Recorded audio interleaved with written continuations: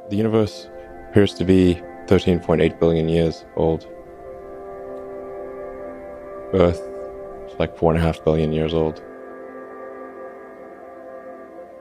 In another 500 million years or so, the sun will expand and probably evaporate the oceans and make life impossible on Earth, which means that if it had taken consciousness 10% longer to evolve, it would never have evolved at all. Just 10% longer. And I wonder how many dead one-planet civilizations there are out there in the cosmos that never made it to the other planet and ultimately extinguished themselves or were destroyed by external factors. Probably a few.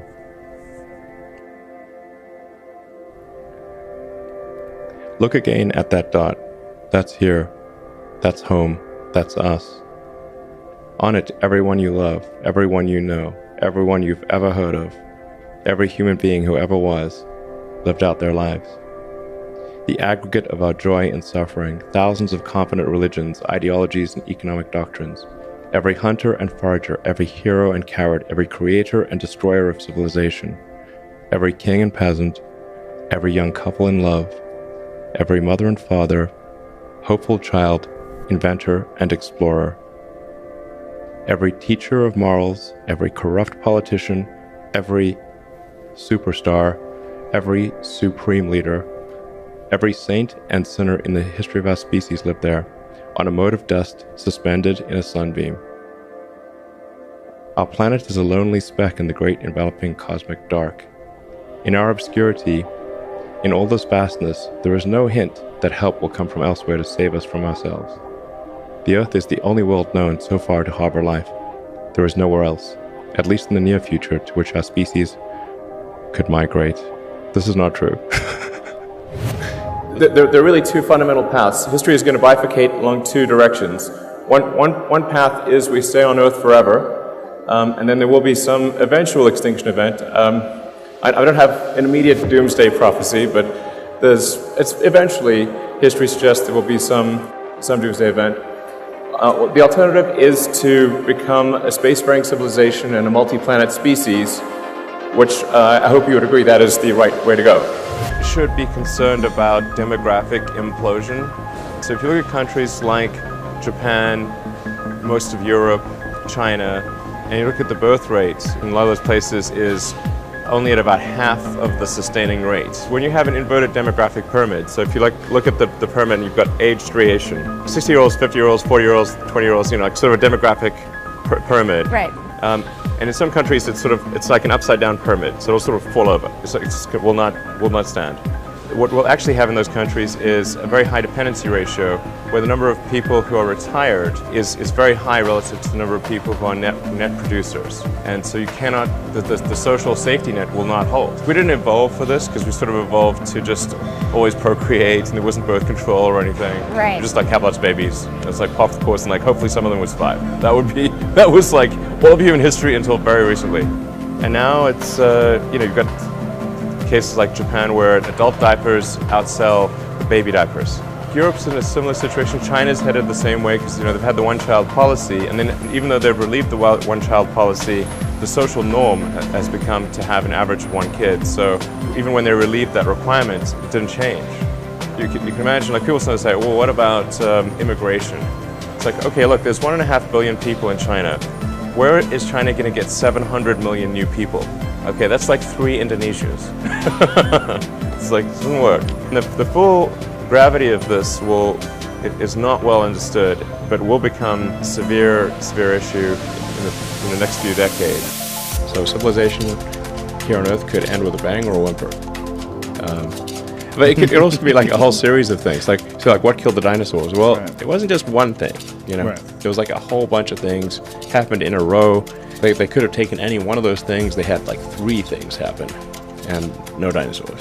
If the species is going to survive, we kind of have to escape. It's mostly about the species. I mean, there have been some real doozies of massive meteors and super volcanoes, and the continents have moved all over the place, and Earth's been a snowball and super hot.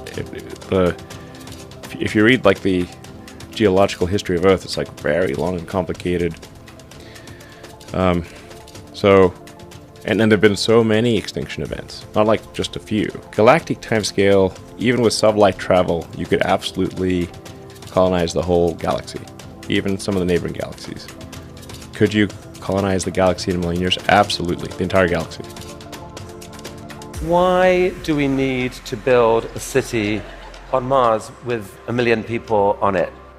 Yeah, I think it's important to have a future that is inspiring and appealing. I mean, I just think that there have to be reasons that you get up in the morning and you want to live. Like, why do you want to live? What's the point? What inspires you? What do you love about the future? And if we're not out there, if the future does not include being out there among the stars and being a multi-planet species, I find that it's incredibly depressing if that's not the future that we're going to have. If you look at the progress in space, in 1969 we were able to send somebody to the moon. 1969. Then we had the space shuttle. The space shuttle could only take people to low Earth orbit. Then the space shuttle retired, and the United States could take no one to orbit. So that's the trend. The trend is like down to nothing. This is not. People are mistaken when they think that technology just automatically improves. It does not automatically improve. It only improves if a lot of people work very hard to make it better. And actually, it will, I think, by itself degrade, actually. You look at great civilizations like ancient Egypt, and they were able to make the pyramids, and they forgot how to do that. And the Romans, they built these incredible aqueducts. They forgot how to do it. Do you think there is a meaning to life? Well, I think arguably the meaning of life is to understand the nature of the universe and figure out what the meaning of life is. So, like I said, I think we don't quite know the right questions to ask. And if we learn more about the universe, if we expand the scope and scale of consciousness, then we are better able to ask the questions about the answer that is the universe. I think